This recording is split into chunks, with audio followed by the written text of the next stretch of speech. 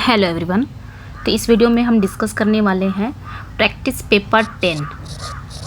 ठीक है, अभी तक हमने ये प्रैक्टिस पेपर 10 है और अभी तक हमने 9 प्रैक्टिस कवर कर लिए थे और ये आपके रंजीत सर की बुक से ही है, जो न्यू एडिशन वाली बुक है उसी बुक से हम ये डिस्कस कर रहे हैं, जिनमें हमने 9 प्रैक्टिस कवर कर लिए हैं। आज 10 प्रैक्टिस कर देखना है। ओके, तो फर्स्ट क्वेश्चन है, पहला जो क्वेश्चन है, Shakespeare is not our poet but the world's therefore on him no speech.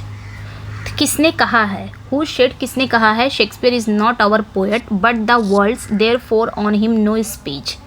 तो ये बताना है कि शेक्सपियर, यहाँ पे किसने कहा है कि शेक्सपियर हमारा कवि नहीं है, शेक्सपियर हमारे कवि नहीं है बल्कि संपूर्ण विश्व के हैं, इसलिए therefore on him no speech, इसलिए उनके लिए कोई भाषण नहीं है। ऐसा किसने कहा है? मीन्स यहाँ पे कहने का मतलब ये है कि जो शेक्सपियर की कविताएं हैं और जो उनके प्लेज हैं इतने महान और सार्वभौमिक है, यूनिवर्सल है कि वो किसी एक देश या जाति के नहीं हैं बल्कि पूरी मानवता के हैं और वे समय और स्थान से परे हैं और सभी लोगों को प्रभावित करते हैं। उनके जो प्लेज हैं, ठीक है, उनकी जो पोएम्स हैं वो सभी लोगों को प्रभावित करते हैं, इसलिए उनके लिए कोई विशेष भाषण या प्रशंसा की आवश्यकता नहीं है, क्योंकि उनके जो वर्क हैं वो अपने आप में ही सर्वोत्तम, अपने आप में ही प्रशंसा के योग्य हैं। कहने का मतलब ये है। ऐसा किसने कहा है? ठीक है, ठीक है, ऐसा किसने कहा है? ऑप्शन में आपके रॉबर्ट ब्रिजेस हैं, वॉल्टर सैवेज लैंडर हैं, गियानीना ब्रास्ची हैं, जॉर्ज लुइस बोर्गेस हैं। किसने कहा है? तो मैंने इसका मतलब भी समझा दिया है कि क्यों उन्होंने कहा कि शेक्सपियर सिर्फ हमारे पोएट नहीं है बल्कि विश्व के, बल्कि संपूर्ण विश्व के हैं, इसलिए उनके लिए कोई भाषण नहीं, मतलब उनका जो वर्क है वो अपने आप में ही प्रशंसा के योग्य है, उनके लिए कोई भाषण या प्रशंसा की आवश्यकता नहीं है। ऐसा किसने कहा है? सो राइट आंसर यहाँ पे जो हो जाएगा वो आपका बी करेक्ट हो जाएगा। वॉल्टर सैवेज लैंडर का ये कथन है, इन्होंने ही शेक्सपियर के बारे में कहा है। नेक्स्ट क्वेश्चन पे आएंगे। Who said, किसने कहा है? When I read Shakespeare, I am struck with wonder that such trivial people should muse and thunder in such lovely language। ये किसने कहा है कि जब मैं, किसने कहा कि जब मैं शेक्सपियर पढ़ता हूँ तो मुझे आश्चर्य होता है, मुझे आश्चर्य होता है कि इतने साधारण लोग इतनी सुंदर भाषा में विचार और भावना व्यक्त कर सकते हैं। ठीक है, मीन्स कहने का मतलब ये है, इस कोटेशन का अगर मतलब निकाले जाए, इसका मतलब ये है कि शेक्सपियर के जो प्लेज में जो कैरेक्टर है ना, वो अक्सर क्या देखते हैं हम, जो शेक्सपियर के प्लेज ड्रामा में जो कैरेक्टर हैं वो अक्सर आम आदमी होते ही हैं, लेकिन वो जिस तरह बोलते हैं और सोचते हैं वो कैसे हैं, वो असाधारण है। उनकी जो भाषा है वो इतनी सुंदर और गहरी और प्रभावशाली है कि ये आश्चर्यजनक लगता है कि ऐसे साधारण लोग इतनी उम्दा विचारधारा और भावनाओं को कैसे एक्सप्रेस कर सकते हैं। ठीक है, ये किसका कहना है? इस कोटेशन का यही मेन मतलब है। ऑप्शन में वही आपके रॉबर्ट ब्रिजेस हैं, वॉल्टर सैवेज लैंडर हैं, डी.एच. लॉरेंस हैं, जॉर्ज लुइस बोर्गेस हैं। ठीक है, ठीक है, कहने का मतलब यहाँ पे है, यहाँ पे वही चीज़ है। ट्रिवियल पीपल का मतलब यही है कि जो उनके कैरेक्टर हैं वो बहुत ही आम आदमी की तरह उनके कैरेक्टर होते हैं शेक्सपियर के प्लेज में, लेकिन उनकी जो भाषा होती है वो इतनी सुंदर और गहरी और प्रभावशाली होती है और ऐसा देख के हमको लगता है, आश्चर्य होता है कि ऐसे साधारण लोग इतने अच्छे विचार और भावनाओं को कैसे एक्सप्रेस कर सकते हैं। इन लाइनों का ये मतलब है। ठीक है, तो यहाँ पे जो राइट आंसर हो जाएगा वो आपका करेक्ट हो जाएगा, D.H.. Lawrence. Okay, next question पे आएंगे। व्हाट इज, नेक्स्ट क्वेश्चन है जो आपका, व्हाट इज साइकोमैचिया। साइकोमैचिया क्या है? ड्रामा है कि मिडिवल एलेगरी है, यानी कि पोयम, नॉवेल है या एसे है? ठीक है, व्हाट इज साइकोमैचिया, ये क्या है? ड्रामा है कि कोई मध्यकालीन एलेगरी है जिसे पोयम कहते हैं, या नॉवेल या एसे? सो राइट आंसर यहाँ पे क्या हो जाएगा? बी करेक्ट हो जाएगा, एक मिडिवल एलेगरी है। नेक्स्ट वन पे आएंगे। ठीक है, नेक्स्ट क्वेश्चन पे आएंगे। Who commented in the words.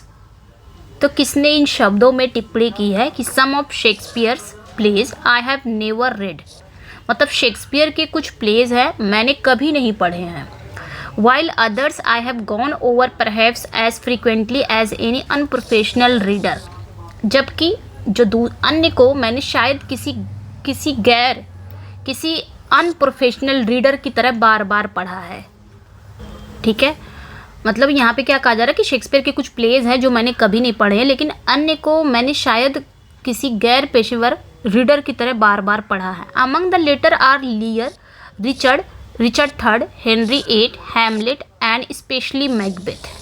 यहाँ पे क्या कहा जा रहा है कि जो बाद में प्लेज में Lear, Richard third, Henry eight, Hamlet और स्पेशली मैकबेथ शामिल है।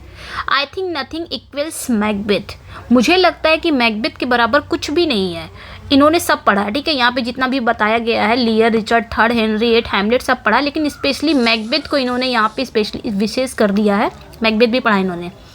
यहाँ पे क्या कह रहे हैं कि स्पेशली जो मैकबेथ है, मुझे लगता है मैकबेथ के बराबर कोई प्लेज नहीं है। इट इज़ द वंडरफुल, ये बहुत ही अद्भुत है। Unlike you gentleman of the profession. ठीक है, ये बहुत ही, अगर आप जैसे जेंटलमैन यानी कि पेशेवर सज्जनों के विपरीत, I think the soliloquy in Hamlet commencing on my offence is rank surpasses the one commencing to be or not to be, but pardon this small attempt at criticism.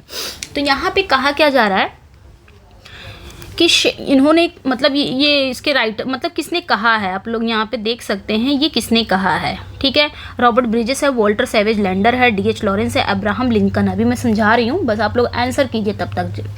तो यहाँ पे कहा क्या जा रहा है, ठीक है, कि शेक्सपियर के कुछ ऐसे प्लेज हैं मैंने कभी नहीं पढ़े हैं, लेकिन जबकि उनमें से कुछ ऐसे प्लेज हैं जो मैंने एक अनप्रोफेशनल रीडर की तरह मैंने बार बार पढ़ा है।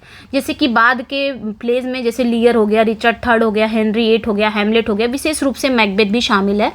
और मुझे ऐसा लगता है कि जो प्लेज मैंने पढ़े हैं ना, वो मैकबेथ के बराबर कुछ नहीं है। मैकबेथ वंडरफुल है। अगर आप जैसे पेशेवर, आगे क्या कहते हैं कि मैकबेथ जो है वो वंडरफुल है, उसके बराबर कुछ नहीं है। पेशेवर लोगों के विपरीत मुझे लगता है कि हैमलेट का, आगे क्या कह रहे हैं कि पेशेवर लोग के विपरीत, अब हैमलेट का ये भी सॉलिलोक्वी है, माई ऑफेंस इज रैंक ये वाला, और to be or not to B ये भी सॉलिलोक्वी है। तो इनका मानना है कि मुझे लगता है कि हैमलेट में जो ओ माई ऑफेंस इज रैंक सरपासेस ये वाला जो सॉलिलोक्वी है, शुरू होने वाला जो सॉलिलोक्वी है, to be or not to B से शुरू होने वाले से बेहतर है। ठीक है, इनका मानना है। But pardon this small attempt at criticism. आगे क्या कहते हैं, लेकिन ये जो क्रिटिसिज्म है ना, ये जो आलोचना के इस छोटे से प्रयास को क्षमा करें। आगे वो पार्डन भी कर रहे हैं। तो किसने कहा है ये बताना है। ठीक है, मैंने समझा दिया है। यहाँ पे जो राइट आंसर हो जाएगा वो आपका करेक्ट हो जाएगा अब्राहम लिंकन।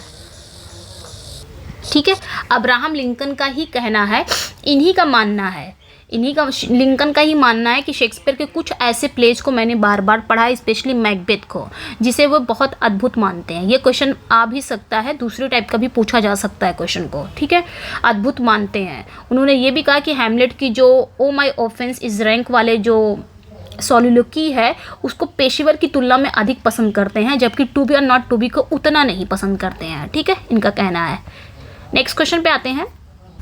नेक्स्ट वन है which type of play is every man. अगला जो क्वेश्चन है आपको पूछा जा रहा है कि किस टाइप का ये प्ले है एवरी मैन। एक मिस्ट्री प्ले है, मोरालिटी है, कॉमेडी है या मिरेकल प्ले है। सो यहाँ पे जो राइट आंसर हो जाएगा एवरी मैन जो है वो आपका एक मोरालिटी प्ले है। ठीक है, याद रखना है, ये जो है एक मोरालिटी प्ले है। ओके, नेक्स्ट क्वेश्चन पे आएंगे। यस, नेक्स्ट वन पे आएंगे। What is the meaning of wits. एक minute, what is the meaning of wits. Wits का मीनिंग क्या है। स्कॉलर्स है, पोएट है, नॉवलिस्ट है या ड्रामेटिस्ट है। ठीक है, अब आप लोग तैयारी शुरू कर दीजिए, क्योंकि वैसे भी नोटिस तो जारी हुआ है। ठीक है, हो सकता है आपकी एग्ज़ाम डेट आ जाए दिसंबर के लास्ट, जनवरी के मिड। ठीक है, तो यहाँ पे जो राइट आंसर हो जाएगा what is the meaning of wits. Wits का मीनिंग क्या है, बुद्धि का क्या अर्थ होता है। स्कॉलर्स, पोएट, नॉवलिस्ट या ड्रामेटिस्ट। सो राइट आंसर यहाँ पे भाई बुद्धि का यही अर्थ होता है, स्कॉलर्स, विद्वान। नेक्स्ट क्वेश्चन पे आएंगे। Who represent pre Shakespearean drama. तो तो यहाँ पे क्या कहा जा रहा है कि प्री शेक्सपियरियन ड्रामा का जो मतलब रिप्रेजेंट कौन करता है, प्री शेक्सपियरियन ड्रामा को रिप्रेजेंट कौन करता है बताना है। रोमांटिक की अगस्टस या विक्टोरियन या यूनिवर्सिटी विट्स, कौन करता है प्री शेक्सपियरियन ड्रामा, तो यूनिवर्सिटी विट्स हो जाएगा। नेक्स्ट क्वेश्चन पे आएंगे, who prepared a solid ground for Shakespeare. तो यहाँ पे बताना है आपने कि शेक्सपियर के लिए किसने एक सॉलिड ग्राउंड तैयार किया है। लिटरेचर की दुनिया में अगर बात की जाए तो एक सॉलिड ग्राउंड कहाँ से शेक्सपियर को मिला है, किसने तैयार कर दिया है, प्रिपेयर किया है। जेम्स आपके 6, एलिजाबेथ यूनिवर्सिटी विट्स या सभी, ठीक है। तो यहाँ पे जो राइट आंसर हो जाएंगे, सभी को तो नहीं बोल सकते, हाँ यूनिवर्सिटी विट्स में ये हैं, इन्होंने तैयार किया। नेक्स्ट वन पे आएंगे, which century did university wits belong to. Next question है कि किस सेंचुरी से यूनिवर्सिटी विट्स बिलोंग करते हैं, 5th, 6th, 7th, 15th, 16th, 17th, 18th, ठीक है, बताना है, आंसर कीजिए।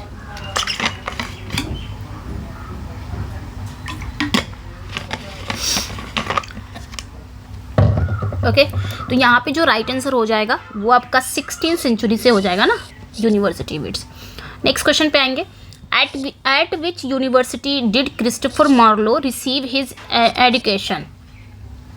तो क्रिस्टोफर मार्लो ने अपनी जो एजुकेशन है, शिक्षा है, वो किस यूनिवर्सिटी से प्राप्त की थी, Oxford, Cambridge, Wittenberg, none of this. तो आपके लिए एक क्वेश्चन है कि यूनिवर्सिटी विट्स में जो क्रिस्टोफर मार्लो हैं, कौन ऑक्सफोर्ड से रिलेटेड है या कौन से राइटर हैं जो ऑक्सफोर्ड से रिलेटेड है, कौन कैम्ब्रिज से, ये आपने आंसर करना है, ठीक है। तो यहाँ पे जो क्रिस्टोफर मार्लो हैं ये किस यूनिवर्सिटी से अपने एजुकेशन रिसीव किए हैं, तो कैम्ब्रिज से। ओके नेक्स्ट क्वेश्चन पे आएंगे, when did the French revolution begin. French revolution कब शुरू होता है, 89, 80, 81, 82। फ्रेंच रेवोल्यूशन जो है वो कब शुरू होता है, तो यहाँ पे जो राइट आंसर हो जाएगा वो आपका करेक्ट हो जाएगा 89, 1789। नेक्स्ट वन पे आएंगे, name the Shakespearean stage actor who successfully played the role of Shylock and many others in Hamlet, King Lear, Othello, Macbeth etcetera. तो उस शेक्सपियरियन स्टेज एक्टर का हमें नाम बताना है जिसने Hamlet, King Lear, Othello, Macbeth, इन सभी में शाइलॉक और कई अन्य भूमिकाएं सफलतापूर्वक निभाई है। एडमंड, जिसमें से आपके ऑप्शन में एडमंड कीन है, डेव शेफर्ड्स हैं, लियो टॉल्स्टॉय हैं और डम किर्लोस्कर हैं, ठीक है, बताना है यहाँ पे। तो उस स्टेज एक्टर का नाम बताना है जिन्होंने साइलॉक का रोल भी निभाया है और भी हैमलेट, किंग लियर में, इन सभी में भी बहुत सारे रोल निभाए हैं। तो राइट आंसर यहाँ पे क्या हो जाएगा, एडमंड कीन, ठीक है। नेक्स्ट वन पे आएंगे, हु रिमार्क्ड, ठीक है, यहाँ पे पूछा जा रहा है हु रिमार्क्ड, ये किसने टिप्पणी की है, I begin seriously writing in a period. मतलब क्या कहा जा रहा है कि मैंने इन अ पीरियड, यहाँ पे आपका दिया गया है the 1950s to late 1960s in American poetry, ठीक है। यहाँ पे क्या कहा जा रहा है कि मैंने गंभीर रूप से लिखना शुरू किया है, उस दौर में लिखना शुरू किया था, ठीक है। यहाँ पे क्या कहा जा रहा है, begin seriously writing in a period, यानी कि मैंने इन अमेरिकन पोइट्री, मैंने अमेरिकी कविता में एक ऐसे दौर में गंभीरता से लिखना शुरू किया था। एक ऐसा दौर मतलब 1950s के दशक से 1960s के दशक के अंत तक मैंने एक अमेरिकन पोइट्री में एक ऐसे दौर में लिखना शुरू किया था। That assumed extreme gender positive, the poet is a man speaking to men as Wordsworth had put it, even as he was trying to democratize, ठीक है, इंग्लिश पोइट्री। तो यहाँ पे क्या कहा जा रहा है कि मैंने अमेरिकी कविता में एक ऐसे दौर में गंभीरता से लिखना शुरू किया था, ठीक है, जिसमें, ठीक है, तो किसका ये टिप्पणी है कि मैंने गंभीर रूप से लिखना उस दौर में शुरू किया था जब अमेरिकी कविता में जो लिंग आधारित भूमिकाएं बहुत ही स्पष्ट थी। कभी एक पुरुष है जो पुरुषों से बात करता है, कभी जो है वो एक पुरुष है जो पुरुषों से बात करता है, जैसा कि वर्ड्सवर्थ ने कहा था, भले ही वो अंग्रेजी कविता का लोकतंत्रीकरण करने की कोशिश कर रहे थे, ठीक है, जबकि वो अंग्रेजी कविता को लोकतांत्रिक बनाने की कोशिश कर रहे थे। ठीक है, तो ये किसने किसकी टिप्पणी है बताना है यहाँ पे। ओके, रॉबर्ट ब्रिजेस हैं, वॉल्टर सेवेज लैंडर हैं, गियानीना ब्रास्ची हैं, एड्रियन रिच हैं। तो कहने का मतलब ये है यहाँ पे जो राइट आंसर हो जाएगा ना वो आपका करेक्ट हो जाएगा, डी करेक्ट हो जाएगा। एड्रियन रिच की टिप्पणी है, मैं समझा देती हूँ क्वेश्चन का मतलब क्या है। एड्रियन रिच, इसका मतलब ये है कि एड्रियन रिच ने एक ऐसे समय में गंभीर रूप से लिखना शुरू किया था जब अमेरिकी कविता में ये मान्यता थी कि कवि पुरुष होते हैं और अपनी कविता पुरुष पाठकों के लिए लिखते हैं। ये धारणा वर्ड्सवर्थ के विचारों से भी प्रभावित होती है। हालांकि उन्होंने अंग्रेजी कविता को अधिक जनता के लिए सुलभ बनाने की कोशिश की थी। तो ये मतलब होता है एड्रियन रिच का। ठीक है, नेक्स्ट क्वेश्चन पे आएंगे। नेक्स्ट वन पे आएंगे, हु कमेंटेड, किसने कहा है, in his youth Wordsworth sympathised with the French Revolution. ठीक है, मतलब अपनी युवावस्था में वर्ड्सवर्थ फ्रांसीसी क्रांति से सहानुभूति थी। जब ये युवावस्था थी इनकी वर्ड्सवर्थ की, तो वर्ड्सवर्थ को फ्रांसीसी क्रांति से क्या थी, सहानुभूति थी। वेंट टू फ्रांस, वे फ्रांस गए। रोट गुड पोइट्री, उन्होंने अच्छी कविताएं लिखी। And had a natural daughter, उन्होंने क्या किया, एक अच्छी कविताएं लिखी, एक अवैध संतान पैदा की। At this period he was called a bad man, और इसी दौरान उन्हें बुरा आदमी कहा जाता था। Then he became good, abandon his daughter, और वे फिर अच्छे आदमी बन गए जब उन्होंने अपनी बेटी को छोड़ दिया। एडॉप्टेड करेक्ट प्रिंसिपल्स, सही सिद्धांतों को अपनाया। एंड रोट बैड पोइट्री, और ख़राब कविताएं लिखी। ठीक है, सही सिद्धांतों को अपनाया और ख़राब कविताएं लिखी। किसका ये टिप्पणी है? रॉबर्ट ब्रिजेस हैं, वही आपके ऑप्शन में है। वॉल्टर सेवेज है, बर्ट्रैंड रसेल हैं, एड्रियन रिच हैं। ठीक है, ये किसकी टिप्पणी थी? तो यहाँ पे जो राइट आंसर हो जाएगा वो आपका करेक्ट हो जाएगा, सी हो जाएगा। बर्ट्रैंड रसेल का ही ये टिप्पणी है, इन्हीं का कमेंट है। इन्होंने ही वर्ड्सवर्थ के जीवन के दो अलग अलग चरणों की तुलना की है। मतलब कहने का मतलब ये था कि उनकी जो यूथ है, युवावस्था में जब वे क्रांतिकारी विचारों से प्रभावित थे और एक अवैध संतान के पिता भी बने थे उस समय, तो उन्हें समाज द्वारा बुरा माना जाता था। लेकिन बाद में जब उन्होंने अपने क्रांतिकारी विचारों को त्याग दिया और पारंपरिक मूल्यों को अपना लिया तो उन्हें अच्छा माने जाने लगा। हालांकि जो उनकी कविता की जो गुणवत्ता थी उसमें कमी आ गई थी, कम हो गई थी उसकी जो क्वालिटी थी उनकी कविता की। ठीक है, नेक्स्ट क्वेश्चन पे आएंगे। हु रोट, किसने लिखा, true wit is what of was thought but never so well expressed. ये किसने लिखा है? पॉप, ड्राइडन, स्विफ्ट या शेक्सपियर। ठीक है, तो यहाँ पे जो राइट आंसर हो जाएगा वो आपका करेक्ट हो जाएगा, अलेक्जेंडर पॉप। नेक्स्ट वन पे आएंगे। Whom did doctor Johnson consider the father of English criticism. तो डॉक्टर जॉनसन ने फादर ऑफ इंग्लिश क्रिटिसिज्म किसे कंसिडर किया है? सर फिलिप सिडनी को, अलेक्जेंडर पॉप को, ड्राइडन को, बेन जॉनसन को। किसे कंसिडर उन्होंने किया है? सो यहाँ पे जो राइट आंसर हो जाएगा वो आपका करेक्ट हो जाएगा, ड्राइडन। ओके, नेक्स्ट वन पे आएंगे। नेक्स्ट क्वेश्चन जो आपका है, केडमोन एंड साइन वुल्फ आर। ठीक है, यहाँ पे क्या कहा जा रहा है कि केडमोन और साइन वुल्फ जो हैं वो एंग्लो सैक्सन पोएट्स हैं, रोमांटिक पोएट्स हैं, एलिजाबेथन पोएट्स हैं, विक्टोरियन पोएट्स हैं। कौन है ये केडमोन और साइन वुल्फ? Sign wolf. ठीक है, तो यहाँ पे जो राइट आंसर हो जाएगा वो आपका ए हो जाएगा, एंग्लो सैक्सन पोएट्स हैं। नेक्स्ट क्वेश्चन पे आएंगे। Find the figure of speech. इसमें फिगर ऑफ स्पीच हमें बतानी है कि कौन सी फिगर ऑफ स्पीच है। Kind two walk together except they be agreed. Simile है, इंटेरोगेशन है, एपोस्ट्रॉफी है, एंटीथीसिस है। सिमली तो नहीं होगा, इसको एलिमिनेट कर देते हैं। दूसरा आपका एपोस्ट्रॉफी भी हटा देते हैं। आपके ऑप्शन में इंटेरोगेशन है, एंटीथीसिस है, दोनों बताना है कौन सा है। Can two walk together except they be agreed.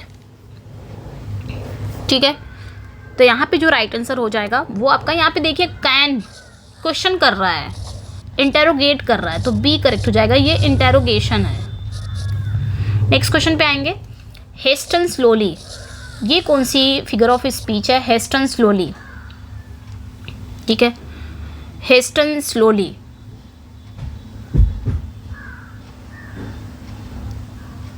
Okay, तो यहाँ पे जो फिगर ऑफ स्पीच है वो आपके दो अपोजिट वर्ड्स एक साथ रखे गए हैं, तो ऑक्सीमोरोन होगा। नेक्स्ट क्वेश्चन पे आएंगे। डायरेक्शन है identify the figure of speech. 20 से 22 तक आपने देखना है फिगर ऑफ स्पीच, ये आपका आया भी है, प्रीवियस ईयर क्वेश्चन है।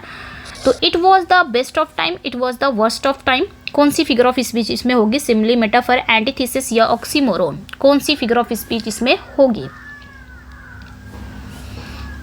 ये सबसे अच्छा समय था, ये सबसे बुरा समय था। दो ऑपोजिट आइडियाज़ को एक साथ रखा जाता है। It was best of time, it was the worst of time, तो कौन सी फिगर ऑफ स्पीच होती है? एंटीथेसिस होती है। ठीक है, इसमें टाइम नहीं लगेगा। नेक्स्ट वन पे आएंगे। नेक्स्ट जो क्वेश्चन है, love is an ideal thing, marriage is a real thing. Ideal thing, real thing, ideal thing, real thing, कौन सी figure of speech? Oxymoron, metaphor, simile, antithesis. तो यहाँ पे भी राइट आंसर, यहाँ पे भी आपका है अपोजिट आइडियाज़, फ्रेज, सेंटेंसेस रखा गया है एक साथ, एंटीथेसिस है। नेक्स्ट क्वेश्चन पे आएंगे। Let's go to bed now, कौन सी फिगर ऑफ स्पीच है इसमें? ऑक्सीमोरोन, मेटोनिमी, पर्सोनिफिकेशन, पन।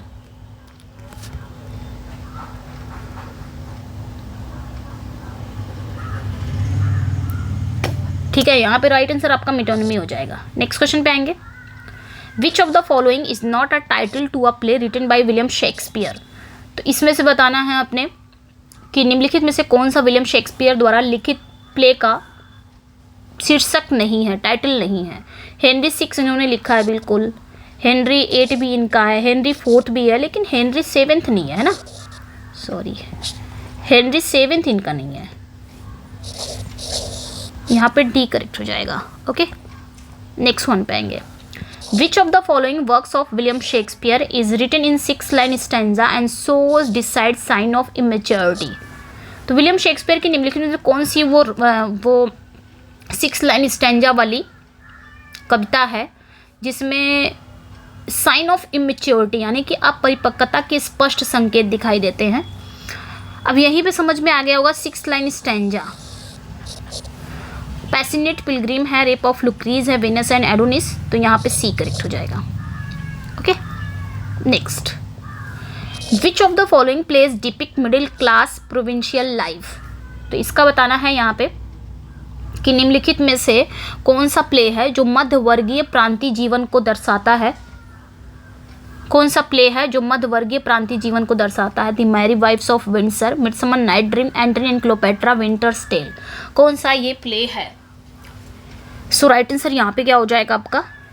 जो मिडिल क्लास प्रोविंशियल लाइफ है, ये प्रीवियस ईयर क्वेश्चन भी है, आया भी है, मैरी वाइफ्स ऑफ विंडसर में है। नेक्स्ट वन पे आएंगे। Which of the following plays of Shakespeare does not belong to the last phase of his career. तो शेक्सपियर का निम्नलिखित में से कौन सा प्ले है जो उनके करियर के लास्ट फेज से संबंधित नहीं है? Much Ado About nothing, Tempest, Cymbeline या विंटर्स टेल। देखिए, टेम्पेस्ट तो लास्ट ही है, सिम्बलिन भी है, विंटर्स टेल भी है, ये सब लास्ट ही है, इनका लास्ट फेज में लिखा गया है। बट ये जो मच अडू अबाउट नथिंग है, ये लास्ट फेज में नहीं है। ठीक है, मच अडू अबाउट नथिंग ये लास्ट फेज में नहीं है। नेक्स्ट वन पे आएंगे। A 14 line poem in iambic pentameters consisting of 3 quarter and a concluding couplet is known as. तो 14 लाइन की कविता होती है, आयम्बिक पेंटामीटर में होता है, जिसमें 3 क्वार्टर पाए जाते हैं और एक कॉपलेट। ऐसे पोएम को क्या कहते हैं? बैलेट, शेक्सपियरियन सोनेट, एलेजी या लिरिक। तो ये किसके फीचर हैं? तो ये आपके शेक्सपियरियन सोनेट के हैं। नेक्स्ट क्वेश्चन पे आएंगे। नेक्स्ट जो क्वेश्चन है, the dark lady of the sonnets is a 1910। तो ये एक सोनेट है, the dark lady of the sonnet. तो ये आपका 1910 में आया था, एक वर्क है, शॉर्ट कॉमेडी है, बाई बताना है किसने लिखा है। In which William Shakespeare intending to meet the dark lady. ठीक है, तो ये 1910 की एक शॉर्ट कॉमेडी है जिसका नाम है the dark lady of the sonnet. और इसमें विलियम शेक्सपियर जो हैं वो डार्क लेडी से मिलने के इरादे से जाते हैं। Accidentally encounters Queen Elizabeth first and attempt to persuade her to create a national theatre. तो यहाँ पे इसमें जो स्टोरी है, इसमें स्टोरी ये है कि विलियम शेक्सपियर जो हैं वो डार्क लेडी से मिलने के इरादे से जाते हैं, लेकिन गलती से वो क्वीन एलिजाबेथ फर्स्ट से मिल जाते हैं और उन्हें राष्ट्रीय थिएटर बनाने के लिए मनाने का प्रयास भी करते हैं। इसमें इस शॉर्ट कॉमेडी में है ये। तो ये किसकी है, कहने का मतलब ये लिखा किसने है?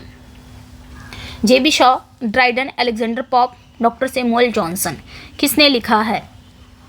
ठीक है, तो यहाँ पे जो राइट आंसर हो जाएगा वो आपका करेक्ट हो जाएगा the dark lady of the sonnets. ये एक शॉर्ट कॉमेडी है जिसको किसने लिखा था? जॉर्ज बर्नार्ड शॉ ने लिखा था।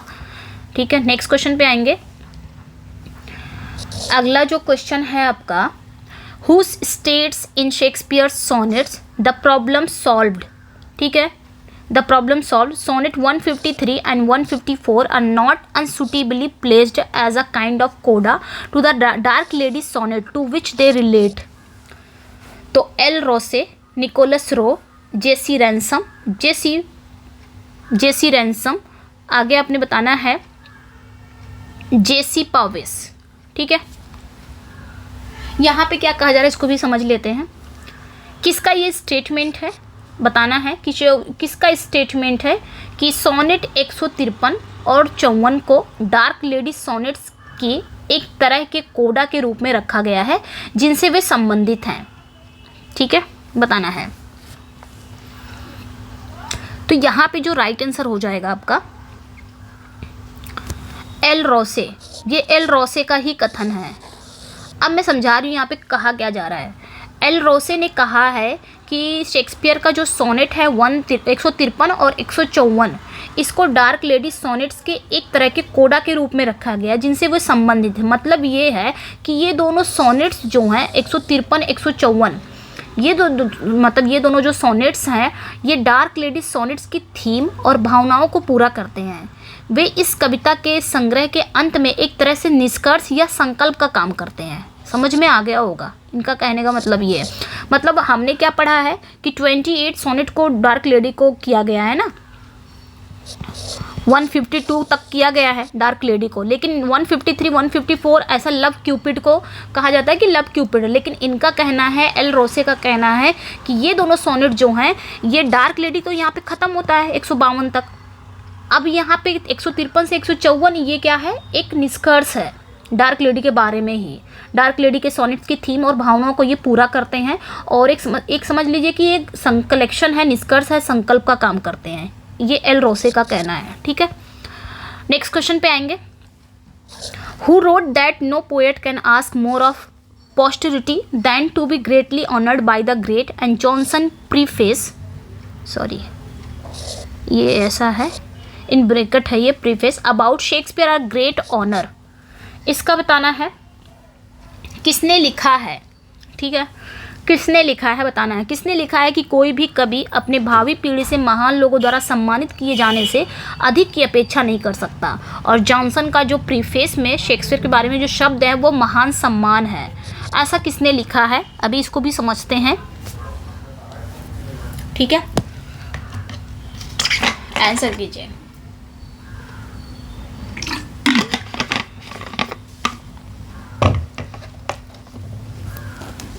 ओके, तो यहाँ पे क्या कहा जा रहा है, ऐसा किसने कहा है, पहले इसको समझते हैं कि किसने लिखा है। तो टी.एस. इलियट ने लिखा है। टी.एस. इलियट ने क्या लिखा है कि कोई भी कवि भावी पीढ़ियों से इससे अधिक नहीं मांग सकता कि महान लोग उन्हें बहुत सम्मान दें। और जॉनसन का शेक्सपियर पर लिखा जो प्रीफेस है वो महान सम्मान है। इसका मतलब ये हुआ कि इलियट का मानना है कि एक कवि के लिए सबसे बड़ा सम्मान ये है कि महान लोग उनकी रचनाओं को सराहें और उन्हें महत्व दें। और जॉनसन के द्वारा लिखी गई शेक्सपियर की जो प्रीफेस है वो इसी तरह का एक महान सम्मान है। ठीक है, अब समझ में आ गया होगा, ये टी.एस. इलियट का कहना है। जॉनसन ने प्रीफेस लिखा है ना शेक्सपियर का, तो ये भी एक महान सम्मान है। इनका कहना है कि जो महान लोग हैं, जो सबसे बड़ा एक कवि के लिए सबसे बड़ा सम्मान यही होता है कि उनके वर्क को सराहा जाए और महत्व दिया जाए। और जॉनसन ने वही किया है, शेक्सपियर की प्रस्तावना को लिखा है। समझ लीजिए कि वो एक महान सम्मान है। ओके, तो आते हैं नेक्स्ट क्वेश्चन पे। 31 से 35 देखना है हमें। शेक्सपियरियन ट्रेजेडी हैमलेट से क्वेश्चन है, इसको भी देख लेते हैं। ओके, तो यहाँ से देखेंगे 31 से। Who joins Bernardo the watchman on his watch of the castle. तो यहाँ पे क्या कहा जा रहा है कि कैशल में रखवाली में बर्नार्डो नामक चौकीदार के साथ कौन शामिल होता है। Francisco and Horatio, Marcellus and Horatio, prince Hamlet and Marcellus, Francisco and prince Hamlet बताना है यहाँ पे। ठीक है, तो यहाँ पे जो राइट आंसर हो जाएगा 31 से 35 ही है ये, यहाँ पे जो राइट आंसर हो जाएगा वो आपका करेक्ट हो जाएगा Marcellus and Horatio. Next question पे आएंगे, what do Marcellus and Bernardo want to show Horatio. ठीक है, यहाँ पे क्या कहा जा रहा है कि मार्सिलस और बर्नार्डो होरेशियो को क्या दिखाना चाहते हैं। Dear wives, Prince Hamlet, ghost या अदर वॉचमैन। तो वो क्या दिखाना चाहते थे, घोस्ट को दिखाना चाहते थे। नेक्स्ट वन पे आएंगे, who proves that Horatio that the ghost is that of king Hamlet.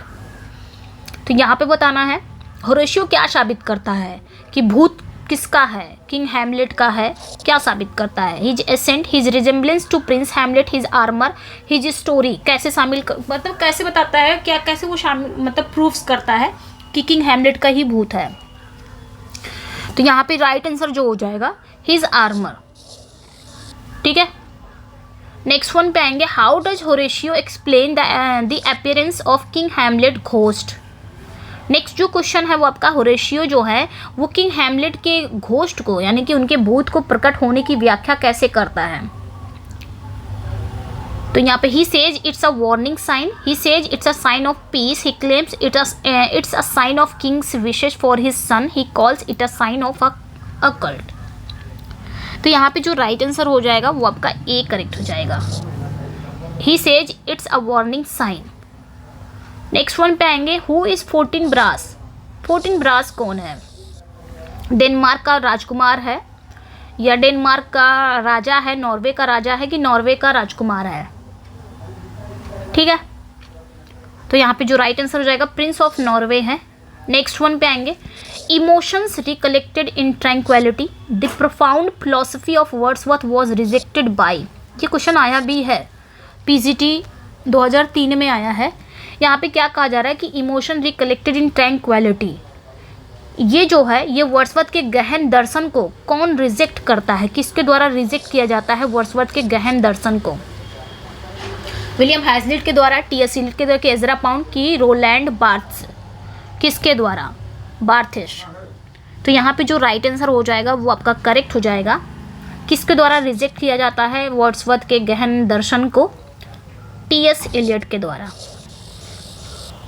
ठीक है, नेक्स्ट क्वेश्चन पे आएंगे, Wordsworth prelude was completed in. Wordsworth का जो प्रील्यूड है वो कंप्लीट कब हुआ था, पीजीटी में आया भी है ये, 1800 0 पास, 1822 या 1825।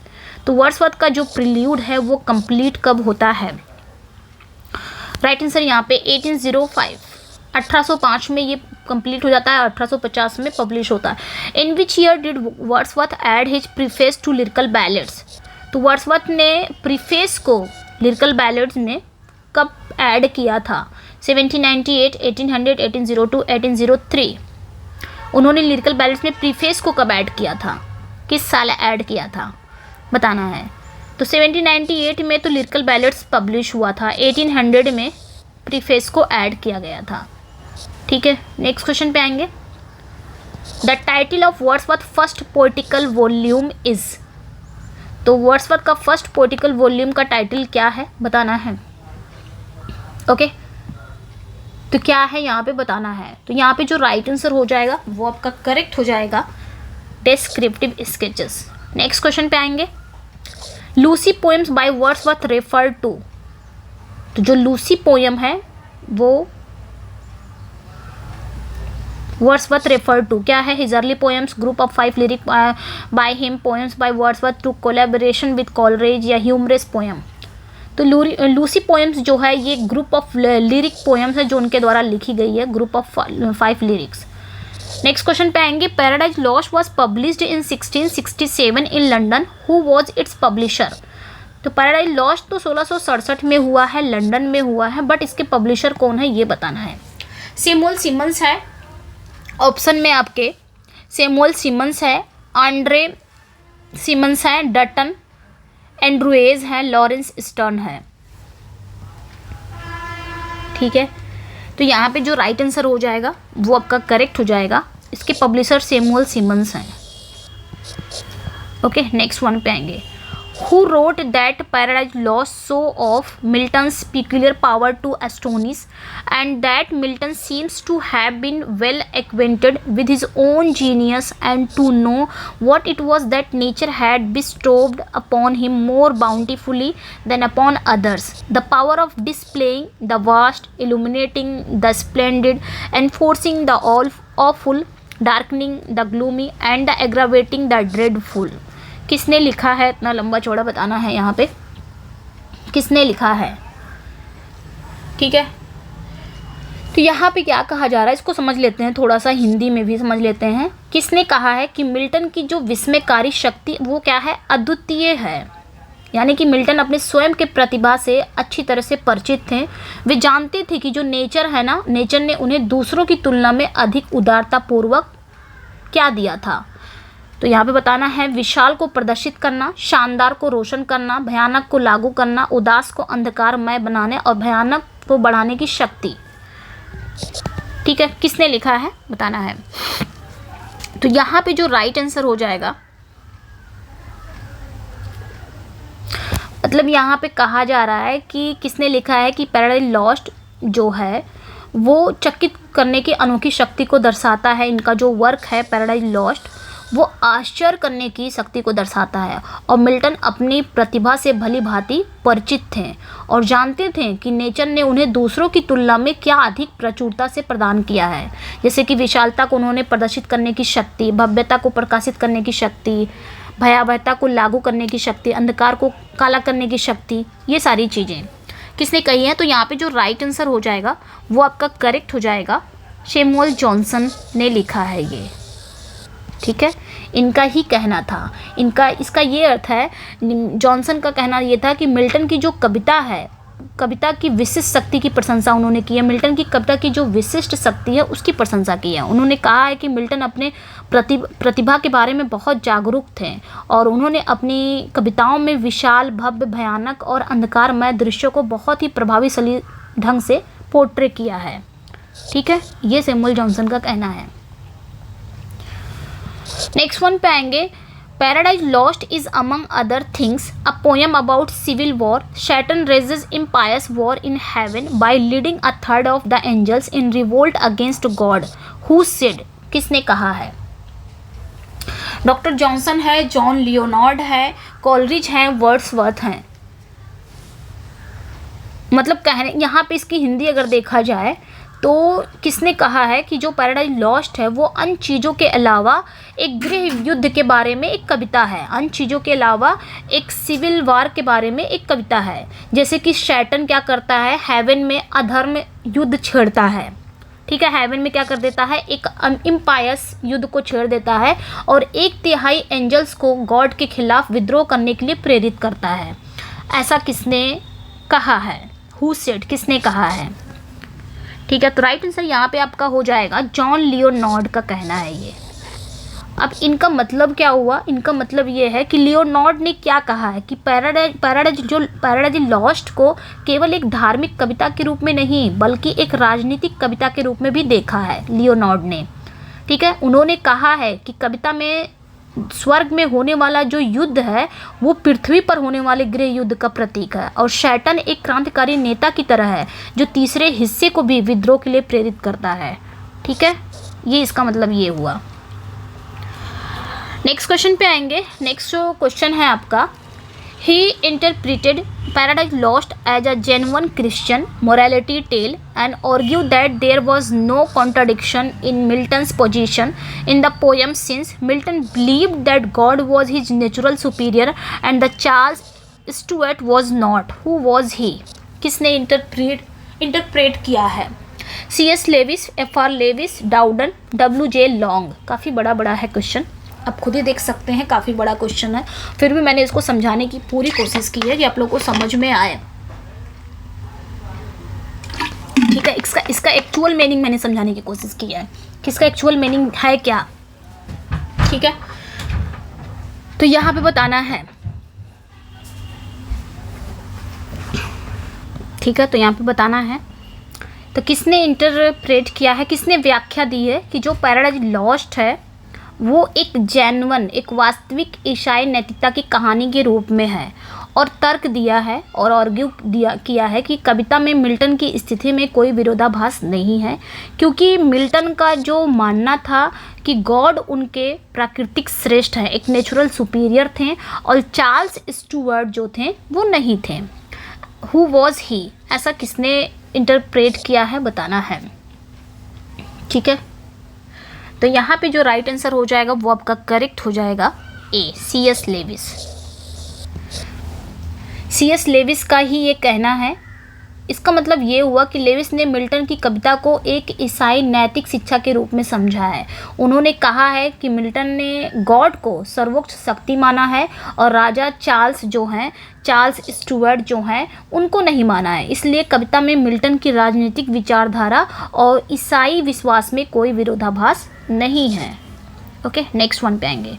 हु आर्ग्यू, नेक्स्ट जो क्वेश्चन है आपका, who argue that Milton deserves credit for making God wicked since the God of Christianity is a wicked God. ठीक है,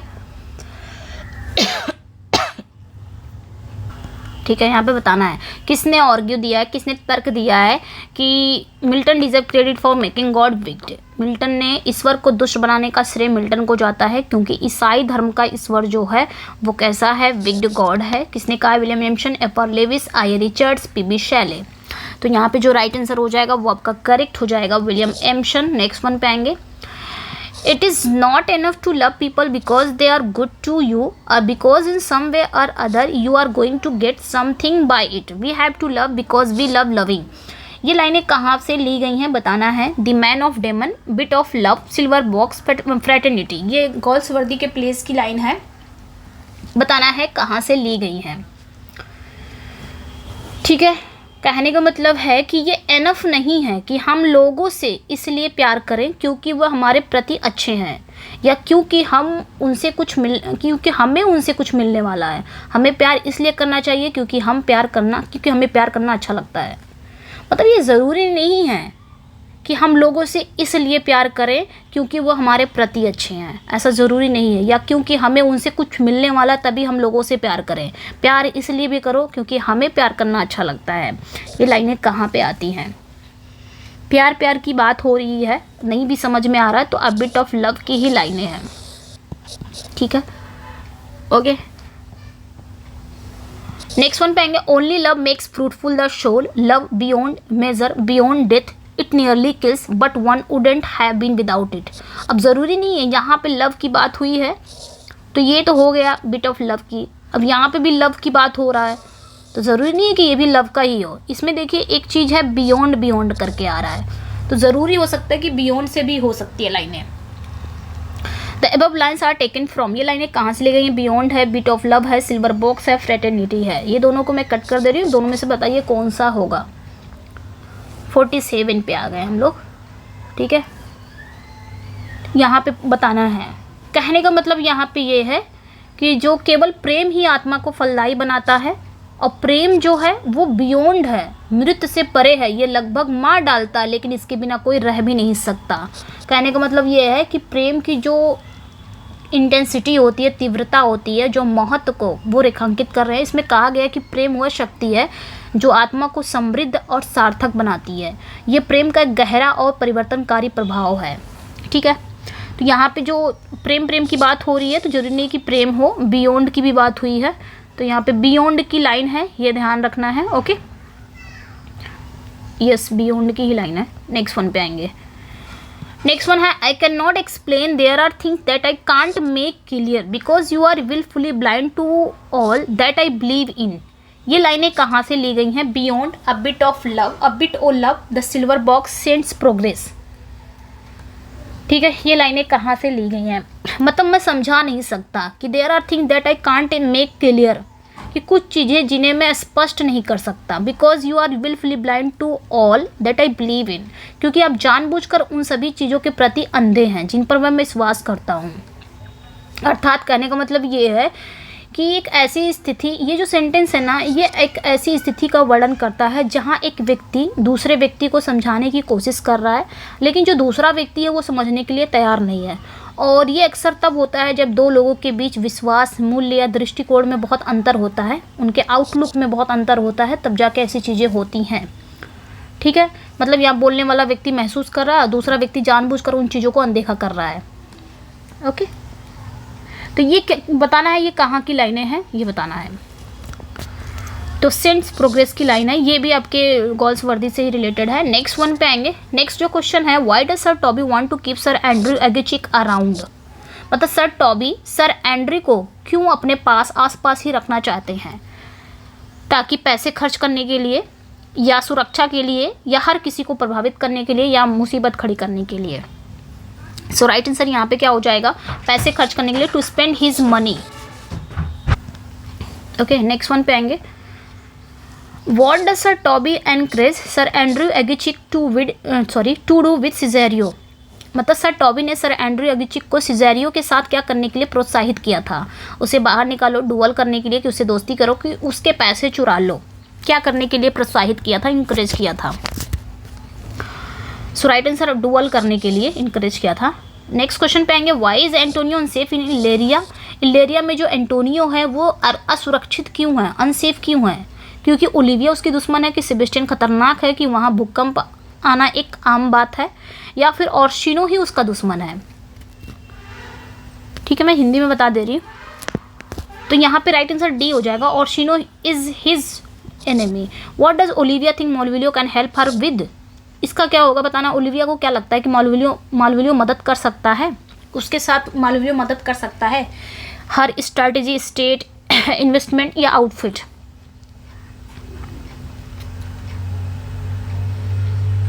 ठीक है, तो यहाँ पे क्या हो जाएगा, राइट आंसर यहाँ पे जो करेक्ट हो जाएगा, हर strategy.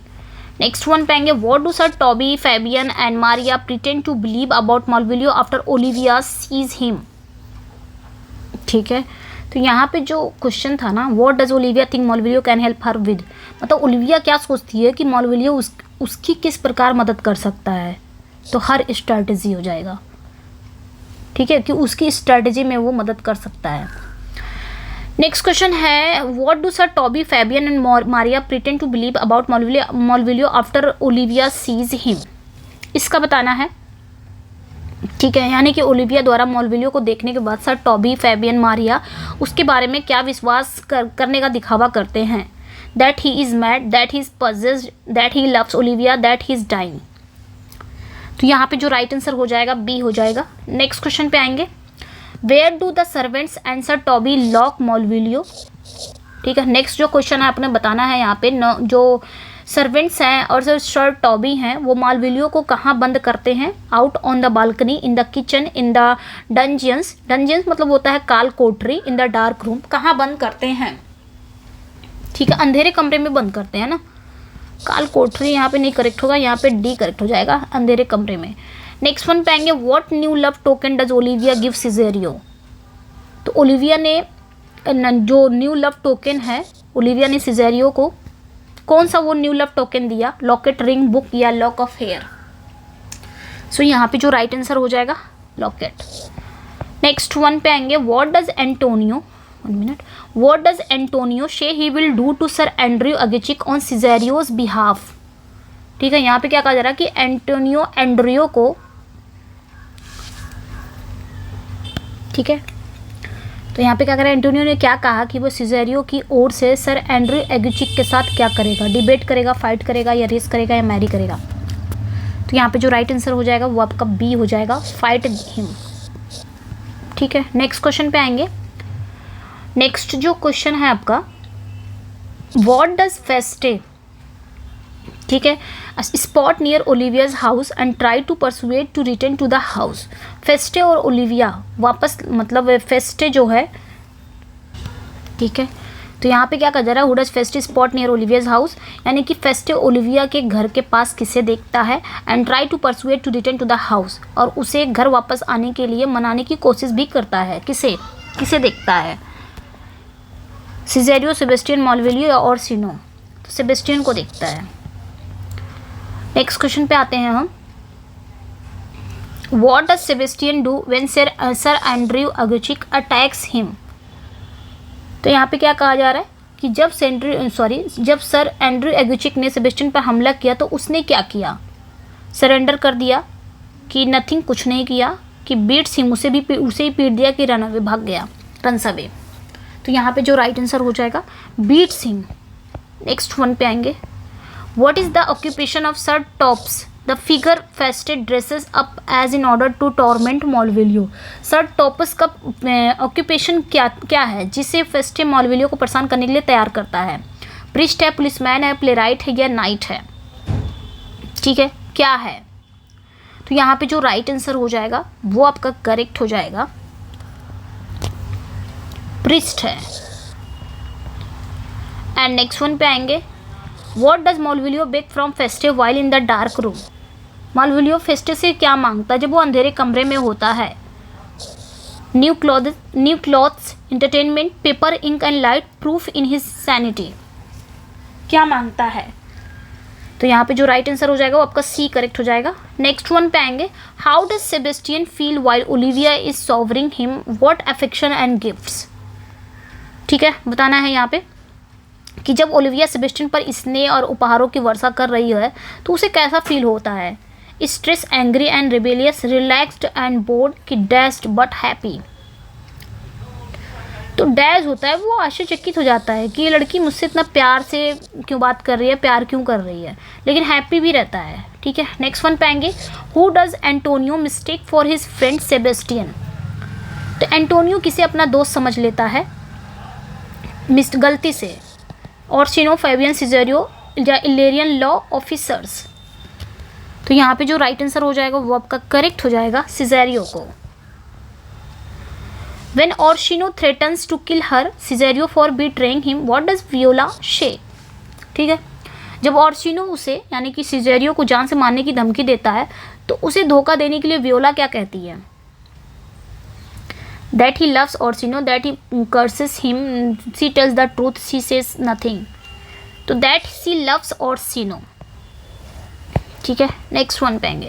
Eight the beginning of act third scene second as you like it की बात हो रही है कि एक्ट थर्ड और सीन सेकेंड की शुरुआत में Orlando professes his love for Rosalind by. बताना है यहाँ पे कि एक्ट थर्ड की शुरुआत में, एक्ट थर्ड और सीन सेकेंड की शुरुआत में ऑर्लैंडो अपने प्यार का इजहार करता है रोजालिन के लिए। कैसे? Singing about her, picking her flowers, writing her letters, या हैंगिंग पोएम्स ऑन ट्रीज? तो यही करेक्ट हो जाएगा, hanging poems on trees. Next one पे आएंगे। According to the Jaques what flaw does Orlando have that is the worst possible fault? यहाँ पे बताना है। ठीक है, जैक्स के अनुसार यहाँ पे क्या कहा जा रहा है कि जैक्स के अनुसार ऑर्लैंडो में कौन सी वो खामी है, कौन सी वो फ्लॉ है, खामी है जो सबसे बुरी संभव गलती है? ग्रीड, सेंटिमेंटल लव, जॉय, या मेलनकली? सो राइट आंसर यहाँ पे क्या हो जाएगा आपका? करेक्ट हो जाएगा, सेंटिमेंटल लव। नेक्स्ट वन पे आएंगे। Dressed as Ganymede Rosalind promises to help Orlando with. मतलब गैनीमेड के ही ड्रेस पहने हुए रोजालिन ने ऑर्लैंडो की मदद करने का वादा किया। Gaining his inheritance, his education, curing him of love, की किलिंग ओलिवर? तो curing him of love. Next one पे आएंगे। In return for Ganymede's assistance in curing Orlando of love what does Orlando need to do? ठीक है, इसका बताना है।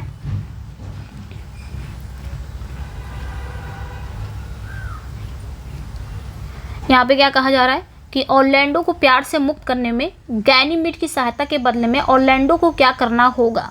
पे Ganymede, pretend Ganymede is Rosalind, या फिर dethrone duke Frederick shoot a deer? So right answer यहाँ पे क्या हो जाएगा आपका? करेक्ट हो जाएगा, B. Next, what quality does Touchstone wish Audrey possessed in as you like it? मतलब टच स्टोन ऑड्रे में कौन सा गुण देखना चाहता है? इंटेलिजेंस का, ह्यूमर का, डिसऑनेस्टी का, कि ब्यूटी का? आज मैं बहुत स्लो हूँ। हाँ, क्वेश्चन को ज़्यादा ही अच्छे से यहाँ पे एक्सप्लेन किया है, इस वजह से बहुत स्लो। अभी हम 68 पे ही हैं। ओके, तो यहाँ पे डिसऑनेस्टी करेक्ट हो जाएगा। नेक्स्ट वन पे आएंगे। When Oliver mark text is about to wed Touchstone to Audrey in the forest. Jax convinces Touchstone to do what instead?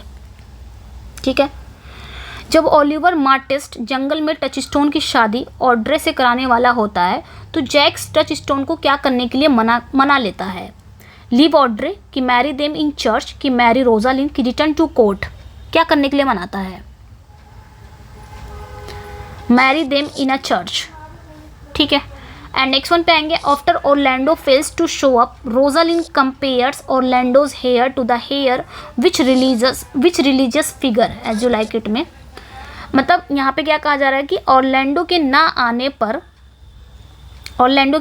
Rosalind Orlando की बालों की तुलना किस धार्मिक व्यक्ति के बालों से करती है? जेसस, या फिर मूसा, या फिर नूह, या जुडास? तो यहाँ पे जो राइट आंसर हो जाएगा वो आपका करेक्ट हो जाएगा जुडास। नेक्स्ट वन पे आएंगे। Who invites Celia and Rosalind to come watch Silvius confess his love to Phoebe? तो यहाँ पे क्या कहा जा रहा है कि सिल्वियस द्वारा फीबे से अपने प्रेम का इजहार देखने के लिए सीलिया और रोजालिन को कौन इनवाइट करता है? टचस्टोन, जैक्स, ऑड्रे या कोरिन? कौन इनवाइट करता है? तो यहाँ पे राइट आंसर डी हो जाएगा कोरिन। यहाँ पे मैं थोड़ा सा फास्ट हूँ। Who does Phoebe fall in love with after he berates her for her treatment of Silvius? यहाँ पे क्या कहा जा रहा है? फीबे को किससे प्यार हो जाता है? सिल्वियस के साथ उसके व्यवहार के लिए उसे फटकार लगाता है। कौन है जो सिल्वियस के साथ उसका जो बिहेव है उसके लिए कौन फटकार लगाता है और फीबे को प्यार भी उससे हो जाता है? तो यहाँ पे गैनीमेड है, ऑरलैंडो है, जैक्स है, कॉरिन है। तो हम सभी को पता है फीबे को किससे प्यार हो जाता है? गैनीमेड से। इसको लगता है कोई मेल है बट गैनीमेड ही रहती है कौन? रोजालिन। एंड नेक्स्ट वन पे आएंगे। In act 4 scene first as you like it का ही है। What about Jaques does Rosalind Ganymede criticize? ठीक है, यहाँ पे क्या कहा जाए? एक्ट 4 सीन फर्स्ट में रोजालिन यानी कि गैनीमेड जैक्स की किस बात की आलोचना करती है? हिज अपीयरेंस, होम, मेलनकली या लव? तो राइट आंसर यहाँ पे क्या हो जाएगा? मेलनकली, उसकी उदासी का। Rosalind says Orlando's love is worse than that of which animal as you like it? Rosalind का कहना है कि ऑरलैंडो का प्यार किस जानवर से भी बदतर है? रैबिट, टोड, हॉर्स या स्नेल? तो जो घोंगा होता है ना, स्नेल मतलब क्या होता है? घोंगा, इससे भी बदतर है। नेक्स्ट वन पे आएंगे। After Orlando leaves what does Celia berate Rosalind for characterising so badly? मतलब ऑरलैंडो के जाने के बाद सीलिया रोजालिन को उसके बुरे चरित्र चित्रण के लिए क्यों डांटती है? Young love, the female sex, main या मैरिज? सो यहाँ पे जो राइट आंसर हो जाएगा द फीमेल सेक्स। ठीक है, ठीक है। मतलब ऑरलैंडो के जाने के बाद सीलिया जो होती है वो रोजालिन को किस बात के लिए डांटती है? कि उसने इतना बुरा चरित्र चित्रण किया है। Female sex. Okay, next question पे आएंगे। नेक्स्ट वन है। In the song after the deer is killed what do the singers proclaim is the timeless and borne by all men? ठीक है, यहाँ पे क्या कहा जा रहा है कि हिरन के मर जाने के बाद गीत में जो गायक है वो क्या घोषणा करते हैं? जो शाश्वत हैं और जिसका बोझ सभी मनुष्यों पर पड़ता है। लव, कोकल्ड्री, डर, फियर, डेथ? तो यहाँ पे जो राइट आंसर हो जाएगा वो आपका करेक्ट हो जाएगा बी।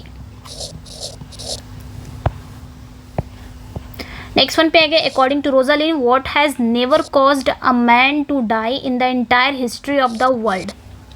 लव, पोइट्री, सिंगिंग या किसिंग? तो रोजालिन के अनुसार विश्व के पूरे इतिहास में किस कारण से कभी कोई व्यक्ति की मृत्यु नहीं होती है? किस कारण से? या कभी कोई व्यक्ति उसमें मरता नहीं है?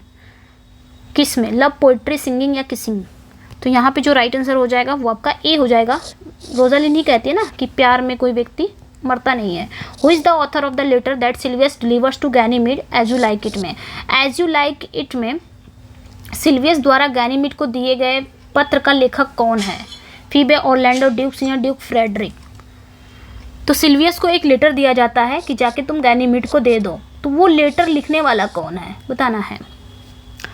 फीबे रहती है, फीबे ही लेटर देती है ना गैनीमेड को, सिल्वियस के द्वारा भेजती है। नेक्स्ट वन पे आएंगे। A drama in which the tragic protagonist are ordinary middle class या लोअर क्लास इंडिविजुअल्स? मतलब एक ऐसा ड्रामा जिसमें एक ट्रेजिक हीरो होता है, ट्रेजिक हीरो साधारण मध्यम वर्ग या निम्न वर्ग का हो, और in contrast to classical and new classical tragedy, जिसमें शास्त्रीय और नव शास्त्रीय ट्रेजेडी के विपरीत, in which the protagonist are of kingly और aristocratic rank and their downfall is an affair of state as well as personal matter. Domestic tragedy, dark या comic या रोमांटिक, मतलब एक ऐसा ड्रामा जिसमें जो दुखद नायक होता है वो साधारण मध्यम वर्ग का हो या निम्न वर्ग का हो, जो शास्त्रीय और नवशास्त्रीय ट्रेजेडी के विपरीत हो, जिसमें जो नायक है वो राजसी या कुलीन पद के होते हैं, और उनका जो पतन होता है वो राज्य का मामला होने के साथ साथ व्यक्तिगत मामला भी होता है। ऐसे ड्रामा को हम क्या कहते हैं? डोमेस्टिक, कि डार्क, कॉमेडी, कॉमिक या रोमांटिक। ठीक है, डोमेस्टिक में जो होता है तो डोमेस्टिक ही करेक्ट हो जाएगा यहाँ पे। डोमेस्टिक ट्रेजेडी है ये। इसमें जो दुखद हीरो होता है वो या तो साधारण होता है, ऑर्डिनरी मिडिल क्लास का होता है, या लोअर क्लास का होता है, और इसके विपरीत जो देखा जाए क्लासिकल न्यू क्लासिकल जो ट्रेजेडी होती है उसमें जो प्रोटैगनिस्ट होता है वो किंगली होता है, राजसी होता है, कुलीन पद के होते हैं। ठीक है, नेक्स्ट वन पे आएंगे। A genre of speculative fiction set in fictional universe often inspired by real world myth and folklore. ठीक है, fantasy, science fiction, campus, romantic. यहाँ पे क्या कहा जा रहा है कि एक जॉनरा है of speculative fiction that a fictional universe, यानी कि एक काल्पनिक ब्रह्मांड में स्थापित काल्पनिक कथा साहित्य की एक शैली है जो अक्सर वास्तविक दुनिया के मिथक और लोक कथाओं से प्रेरित होती है। तो यहाँ पे क्या कहा जा रहा है? Fictional universe. इसकी एक कीवर्ड को याद रखना है, उसे फैंटेसी कहा जाता है, फैंटेसी। ठीक है, ओके, नेक्स्ट वन पे आएंगे।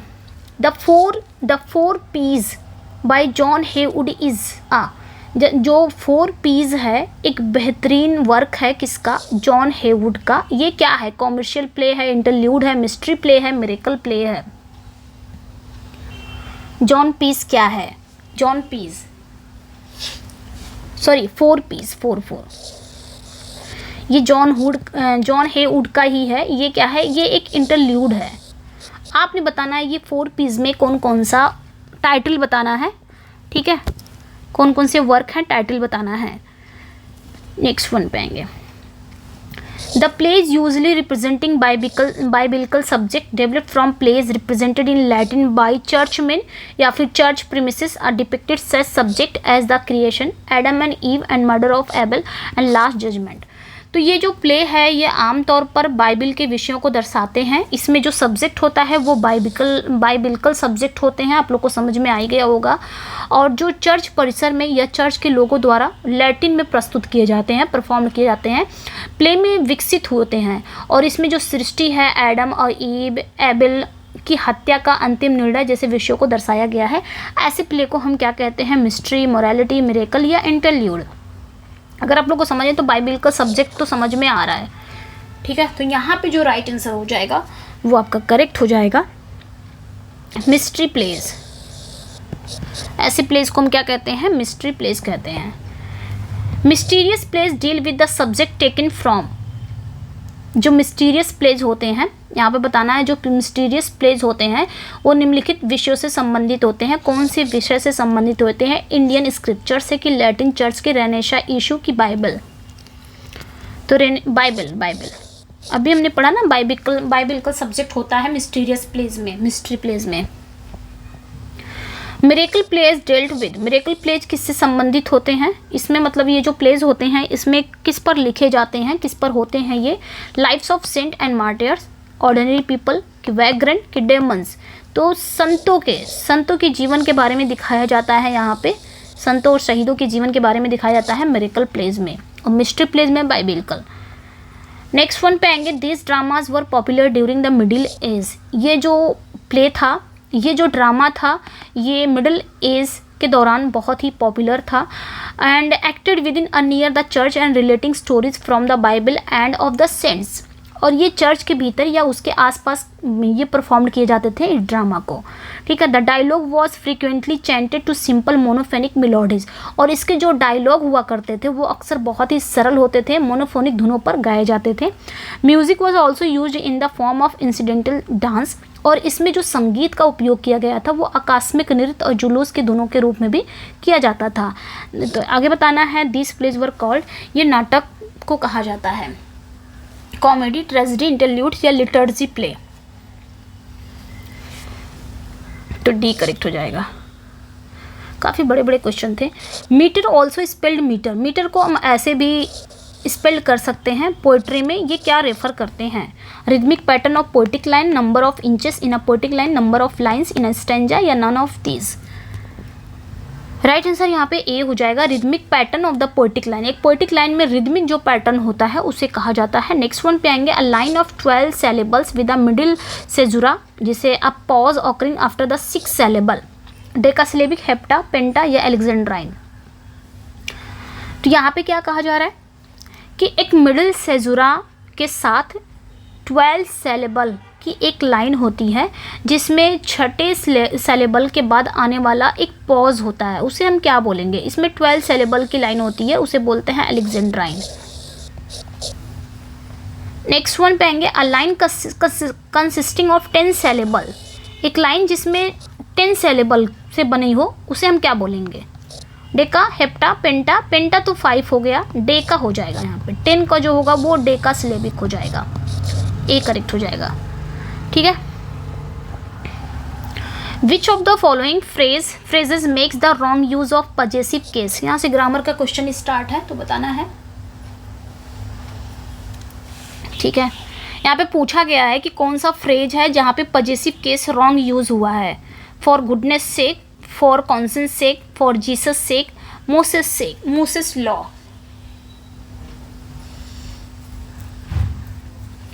ठीक है, लॉज। तो देखिए यहाँ पे हमने पढ़ा था ना कि पजेसिव केस कहाँ हम यूज़ करते हैं, एपोस्ट्रोफी एस कहाँ यूज़ करते हैं, जब आपका लास्ट में एस ना हो तो वहाँ पे हम एपोस्ट्रोफी एस का यूज़ कर लेते हैं। बट अगर जो वर्ड है, वर्ड के लास्ट में ऑलरेडी एस दिया गया है तो वहाँ पे एस तो नहीं होगा, एपोस्ट्रोफी ओनली आएगा, ओनली एपोस्ट्रोफी का यूज़ होगा। जैसे कि गुडनेस, यहाँ पे ऑलरेडी एस दिया हुआ है, इसलिए यहाँ पे एपोस्ट्रोफी एस नहीं यूज़ होगा। यहाँ पे आपका यूज़ ओनली हुआ है एपोस्ट्रोफी। यहाँ पे भी देख सकते हैं एपोस्ट्रोफी यूज़ हुआ है, यहाँ पे भी देखो एस है, एपोस्ट्रोफी ओनली यूज़ हुआ, बट यहाँ पे एस है फिर एपोस्ट्रोफी एस यूज़ हुआ, यही गलत यूज़ हुआ है। तो इसका क्या हो जाएगा, इसका आप ऐसे लिख सकते हैं, ठीक है, मूसिस, सॉरी मैंने भी वैसे ही लिखना स्टार्ट कर, एक मिनट, इसको ऐसे कर सकते हैं, लॉ, ठीक है। नेक्स्ट वन पे आएंगे, which of the following nouns are always use as in plural forms. कौन सा नाउन है जो हमेशा प्लूरल फॉर्म में यूज होता है? Bellows, fetters, for keeps, for ships, all of the above. कौन सा नाउन है बताना है। तो ये सभी हैं जो plural as a plural form में यूज़ होते हैं हमेशा। नेक्स्ट वन पे आएंगे, 91 से 95 हमें क्या करना है, एनिमल और उसके साउंड को बताना है, जो मिस मैच है वो बताना है। एनिमल और साउंड, एनिमल और उसके साउंड बताना है कौन सा मिस मैच है, ठीक है।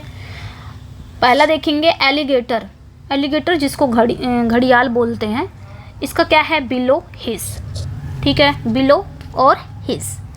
एंटीलोप का स्नॉट है, एप्स का गिब्बर है, एसएस का ब्रेल दिया हुआ है। बताना है कौन सा मिस मैच है, ठीक है। एंटीलोप एक प्रकार का मृग होता है, मृग, ठीक है। एलिगेटर भी घड़ियाल होता है, एक प्रकार के मगरमच्छ की जाति होती है। बिलो होता है हिश भी। एंटीलोप का स्नॉट होता है, एप्स गिब्बर है, एसएस मतलब गधा, तो यही गलत हो जाएगा। गधे का ब्रेल नहीं होता है, ब्रे होता है, ठीक है, ठीक है। नेक्स्ट वन पे आएंगे, यहाँ पे भी बताना है, स्नैक्स, हिस, टाइगर्स, ग्रोल, रोर, वुल्फ्स, हाउल या एल्प, जेब्रास, बज। बताना है कौन सा मिसमैच है। स्नैक तो हिस करते हैं, फुफकारना, और टाइगर्स का ग्रोल है या रोर है, ये भी सही है। वुल्फ्स का हाउल या एल्प, ये भी सही है। जेब्रा का क्या होगा, जेब्रा ही गलत है यहाँ पे, मिसमैच जेब्रा का है। बज तो नहीं होगा, बज तो वो मधुमक्खी का होता है ना, बीस का होता है, बज नहीं होगा। तो जेब्रा का विन्नी होगा, विन्नी,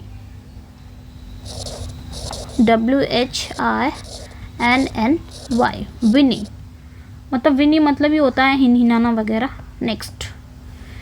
नेक्स्ट वन है फीमेल चिकन का चौ कौ बाक गॉक, मेल चिकन का देख लिया, सिकाडा का ट्विटर, काउस का बताना है। कौन सा मिसमैच है यहाँ पे? तो यहाँ पे जो मिसमैच है वो सिकाडा का है, ट्विटर नहीं होगा। सिकाडा का क्या हो जाएगा? चिर्प होगा, चहचहाना है ना। नेक्स्ट वन पे आएंगे। डॉग्स बार्क करता है, जब किसी पे बार्क करना होगा तो वो बार्क करेगा, यानी किसी पे भौंकना रहेगा, समबडी तो बार्क। डॉग्स पेन में जब रहता है तो एल्प या वाइन, ठीक है, ये करेगा। वाइन मतलब होता है कराहना, कराहना, ठीक है। डॉग्स स्नॉर्ल या ग्रोल करेगा जब एंगर में रहेगा, गुस्से में रहेगा, गुर्राएगा, गुर्राना या गरजना भी बोल सकते हैं। फिर मून में क्या करता है? At the moon, bay dogs, यहाँ पे बताना है कि क्या करता है। यहाँ पे जो मिसमैच है वो आपका डी करेक्ट हो जाएगा। काफ़ी स्लो हूँ मैं, ये बे नहीं होगा, ये वाला बे होगा। नेक्स्ट में आएंगे। हॉर्सेस नी, स्नॉट, विन्नी, हाउंड्स बे, हाइनाज रोर, जैकाल्स हाउल। अब यहाँ पे कौन सा मिसमैच है ये बताना है, कौन सा आपका मिसमैच है। देखिए सब सही है, बट यहाँ पे हाइना जो होते हैं, हाइनाज आई थिंक लकड़बग्घा, यस लकड़बग्घा, ये रोर नहीं करते हैं, ये इंसानों की तरह लॉफ करते हैं, हंसते हैं, लॉफ, ठीक है। नेक्स्ट क्वेश्चन पे आएंगे। 96 से 100 क्या करना है? मस्कुलिन एंड फेमिनाइन जेंडर है, इसमें बताना है कि कौन सा मिसमैच है, ठीक है। वेटर का वेट्रेस हो जाएगा, रोस्टर का हैन, स्टैलियन का मेयर, विजार्ड का विजार्डिस। कौन सा फेमिनाइन बताना है, कौन सा मिसमैच है फेमिनाइन। तो यहाँ पे जो राइट आंसर हो जाएगा विजार्ड, जादूगर है तो विजार्डिस नहीं हो जाएगा, इसका जो फेमिनाइन है विच हो जाएगा। नेक्स्ट क्वेश्चन पे आएंगे। फ्रायर का मॉन्क हो जाएगा, फ्रायर का नन भी हो जाएगा फेमिनाइन, गैंडर का गूज हो जाएगा, एंड जेंटलमैन का जेंटल लेडी हो जाएगा। तो यहाँ पे क्या हो जाएगा आपका? जेंटल लेडी नहीं होगा, जेंटल वुमेन होगा I think, okay, yes gentle man, sorry gentle women, क्या हो गया, एक मिनट, जेंटल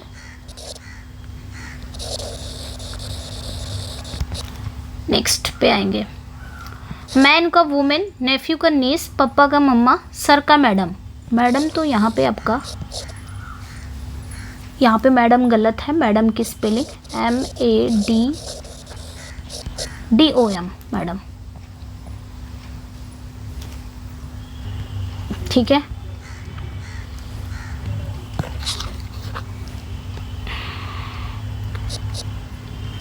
करेक्ट जो हो जाएगा, सॉरी मैडम, ठीक है। नेक्स्ट वन पे आएंगे। इसमें बताना है मिल्कमैन है, मिल्क वुमेन है, पीकॉक पीहन है, सेल्समैन सेल्स वुमेन है, स्टेट्समैन स्टेट्स वुमेन है। तो यहाँ पे कौन सा गलत हो जाएगा? तो आपका ए मिसमैच है, मिल्कमैन का मिल्क मेड होगा, ठीक है, इसका फेमिनाइन। नेक्स्ट वन है एबॉट का एबेसिस, एक्टर का एक्ट्रेस, एम्बेसडर का एम्बेसड्रेस, ऑथर का पोएट है, बताना है यहाँ पे ऑथरेस हो जाएगा, ठीक है, पोएट नहीं होगा, ओके। नेक्स्ट वन पे आएंगे।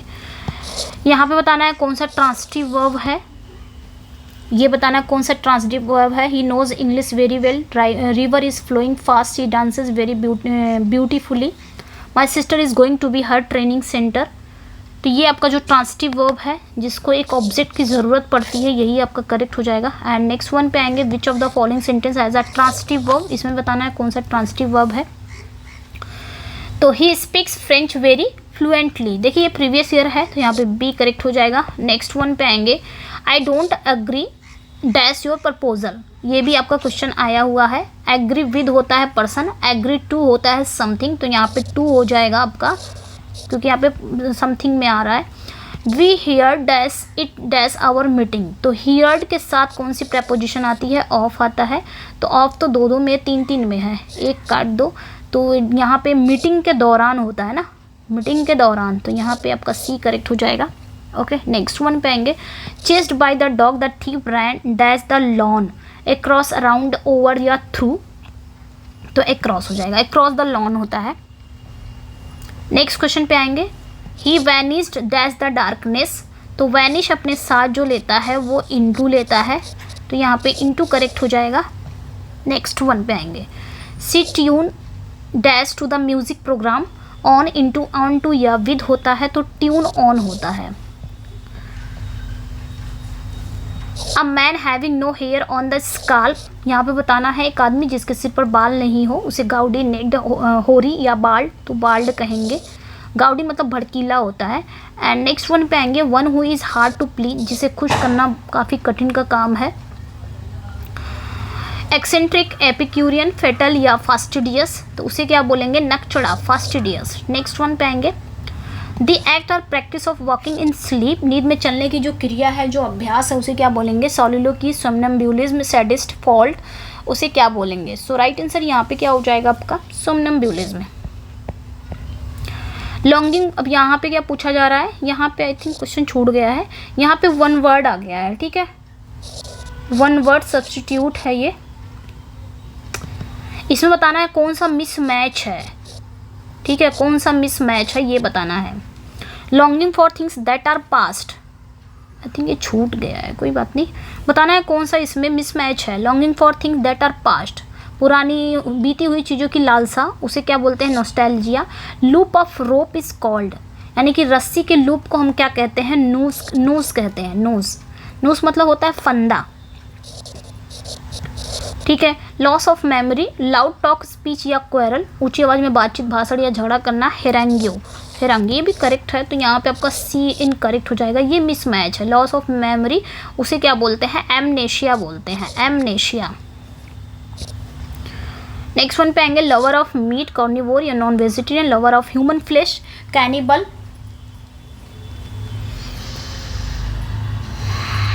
Lover of good taste art in painting, connoisseur, lover travelling around the world, globe trotter. यहाँ पे बताना है कि कौन सा मिसमैच है, ठीक है। तो देखिए यहाँ पे बी ही मिसमैच था, बट यहाँ पे ये सही दे दिया है, कैनिबल, ठीक है, कैनिबल यहाँ पे करेक्ट दिया है, सभी करेक्ट हैं। लवर ऑफ सेल्फ, अगला जो है लवर ऑफ सेल्फ, खुद से ही जो प्यार करता हो, narcissist. Made ordinary by over use, क्या बोलेंगे? अधिक उपयोग या साधारण बना दिया गया, उसे क्या बोलते हैं? Man having the qualities of women, effeminate, मतलब स्त्री के गुणों के युक्त जो, मतलब ऐसा व्यक्ति जो औरतों की तरह क्वालिटीज़ उसकी हो, बिहेव करता हो। मैन ऑफ फ्लेक्स, मॉरल, लाइसेंसियस, तो यहाँ पे बी करेक्ट हो जाएगा। हैक नीड होता है, हैक नीड। नेक्स्ट पे आएंगे। Man whose wife has been unfaithful to him, cuckold, वह व्यक्ति जिसकी पत्नी प्रति बेवफा रही हो, व्यभिचारी। Mania being important, megalomania, mania for rare books, bibliophile, mania for drinking alcohol, dipsomania. तो यहाँ पे आपका जो मिसमैच है वो मेनिया, यहाँ पे मेनिया की बात हो रही है, फाइल की तो बात नहीं हो रही है, फाइल मतलब लव, तो लव की तो बात नहीं हो रही है, मेनिया की बात हो रही है, तो बिब्लियोमेनिया हो जाएगा,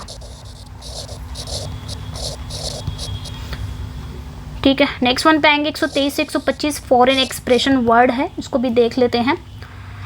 तो यहाँ पे क्या कहा जा रहा है कि incognito, in recognition, medias res in the middle of things, in il penseroso, il and pensive man, in memoriam, in memory of, कौन सा आपका मिसमैच है? इनकरेक्ट है। तो यहाँ पे जो इनकरेक्ट है ये सभी तो पता ही चल गया होगा। इनकॉग्निटो, इनकॉग्निटो मतलब क्या होता है? इन डिस्गाइज,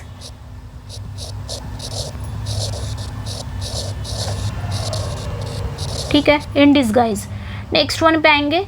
इन स्टेटस, अगला जो है इन स्टेटस क्वे, मतलब इट्स ओरिजिनल स्टेट, या फिर इंटरिम, सर्विंग फॉर इंटरवल, या फिर इन टोटो, बताना है यहाँ पे इन टोटो या in vino veritas, in wine there is truth, कौन सा इसमें इनकरेक्ट है?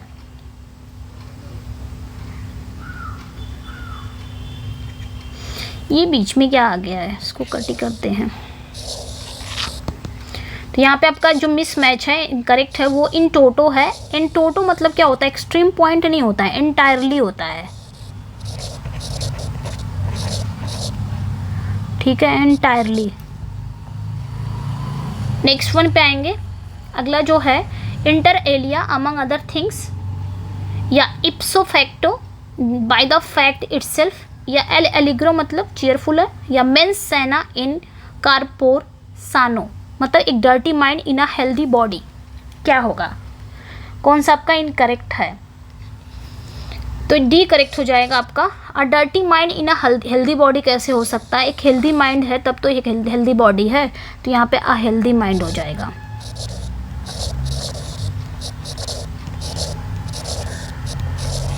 ठीक है, तो ये था 125 क्वेश्चन जिसमें मैंने पैराग्राफ को हटा दिया था। कैसा लगा अपना फीडबैक ज़रूर दीजिएगा।